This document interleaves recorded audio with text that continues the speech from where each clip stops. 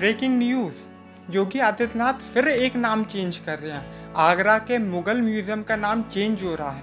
उनका नाम छत्रपति शिवाजी महाराज को सम्मान देने के लिए नाम चेंज किया जा रहा है। क्या उसका नाम मराठा म्यूजियम हो सकता है? तो गाइस, आज का जो हमारा टॉपिक है वो ये है पॉलिटिक्स ऑफ नेमिंग, या फिर हम कहें पॉलिटिक्स ऑफ स्टैचूज।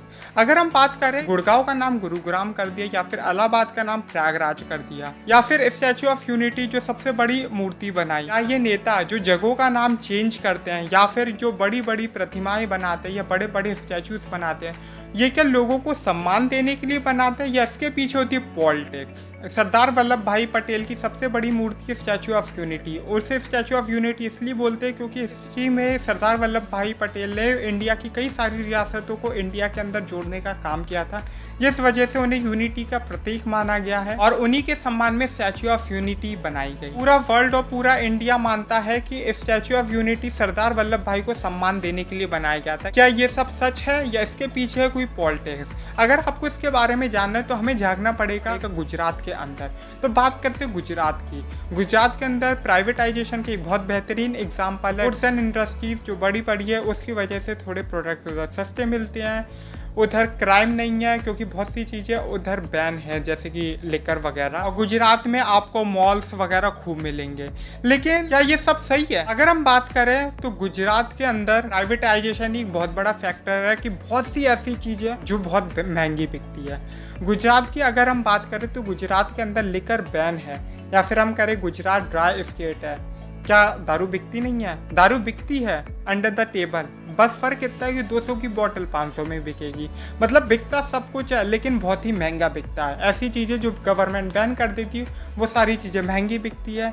या फिर प्राइवेटाइजेशन से उधर की जो आम पब्लिक है, मिडिल क्लास और लोअर क्लास, वो बहुत परेशान है। बिजनेसमैन को अगर हम हटा दें तो गुजरात का इलेक्शन की अगर हम बात करें तो आप धीरे धीरे कुछ आंकड़ा हम पेश कर देते लास्ट इलेक्शन का।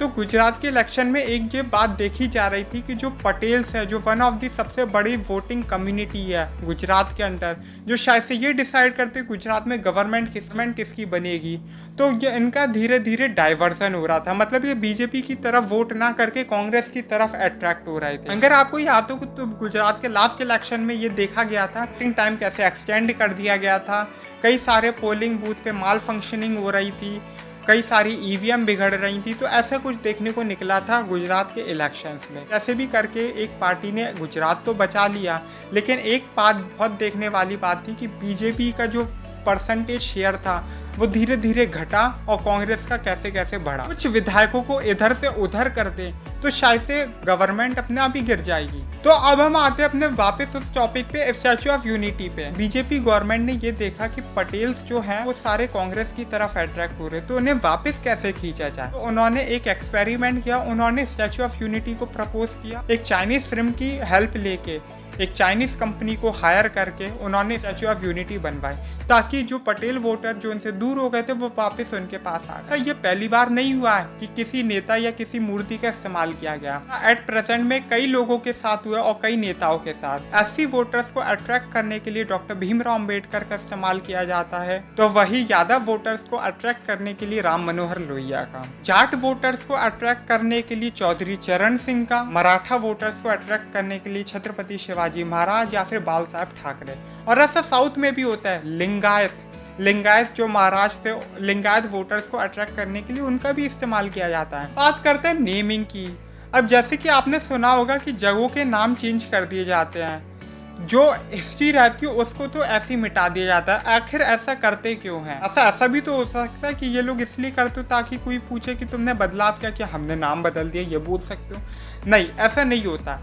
ये लोग इसलिए करते हैं कि वो देखते हैं कि इस पूरे एरिया में किस कम्युनिटी का ज़्यादा प्रभाव है या किस कम्युनिटी का वोटर हमें अट्रैक्ट करना है, तो ये उस हिसाब से उस जगह का नाम उस कम्युनिटी के किसी आइडल के नाम पे रख देते हैं। लौटते अपनी ब्रेकिंग न्यूज़ पे या फिर ब्रेकिंग टॉपिक की तरफ। इंडिया के अंदर जब भी कोई फॉरेनर आते हैं तो उसकी जो फर्स्ट प्रायोरिटी होती है वो ताजमहल होती है। और आगरा जब भी कोई फॉरेनर आता है या टूरिस्ट आता है तो वो देखता है ताजमहल, आगरा फोर्ट, फतेहपुर सीकरी इस्मात-दौला, या तो वो 5वीं सिकंदरा देख लेता, अकबर टॉम।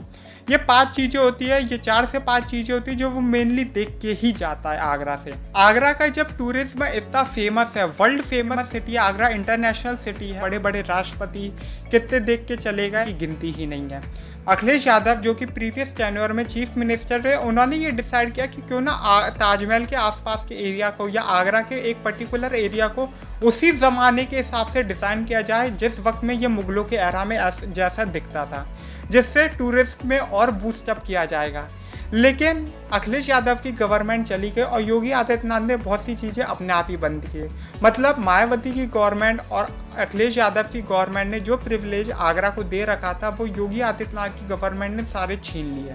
और अब योगी आदित्यनाथ ने जो पहले ट्राई किया था कि आगरा का नाम चेंज करके अग्रवाइन कर दिया जाए, खैर वो तो कैसे भी करके आगरा के लोगों ने बचा लिया। लेकिन अब जो दूसरी चीज़ चल रही है वो ये आगरा के मुगल म्यूज़ियम का नाम चेंज होगा, क्या मराठा म्यूज़ियम रखेंगे?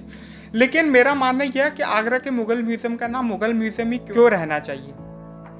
अब जैसे कि अगर हमने आगरा की बात की, जैसे कि 250 से भी ज़्यादा ASI मॉन्यूमेंट्स है और आगरा का जो इतिहास रहा है वो सुल्तानों और मुगलों बेसिस पे रहा है।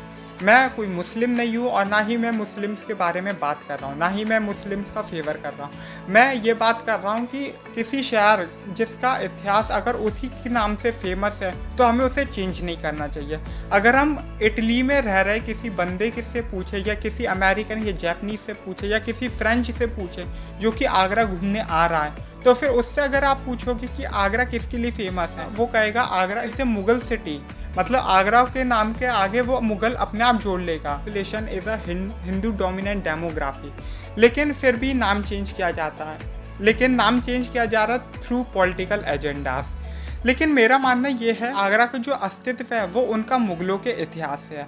आगरा की टूरिज्म इंडस्ट्री इंडिया की one of the most successful tourism industry है। आगरा के ताजमहल की बात कर ले तो Taj Mahal is one of the most visited place in India और Taj Mahal is a Mughal structure. Even Itmad-ud-Daulah हुआ, फतेहपुर सीकरी हुआ, आगरा फोर्ट हुआ, सिकंदरा हुआ, अकबर टॉम हुआ, ये सारे ही सारे मुगल स्ट्रक्चर है। आगरा पूरा का पूरा सुल्तान और मुगलों के नाम पे बसा हुआ शहर है। तो अगर आप इसका नाम चेंज करते हो तो आप इतिहास को भी चेंज करते हो और ये टूरिस्ट पे भी इम्पैक्ट डालेगा। अगर मान लीजिए फॉर एग्जांपल कोई एक हिस्ट्री का स्टूडेंट है या फिर कोई ताजमहल देखने आया है, सारे मॉन्यूमेंट्स देख के गया क्योंकि उसे मुगल आर्ट में इंटरेस्ट है, और अगर आप मुगल म्यूजियम का नाम चेंज कर देते हो तो वो सिर्फ नाम सुन के ही हो सकता है रिजेक्ट कर दे कि नहीं मुझे इस म्यूजियम में जाने नहीं, जिसका एक बहुत बड़ा इम्पैक्ट पड़ेगा।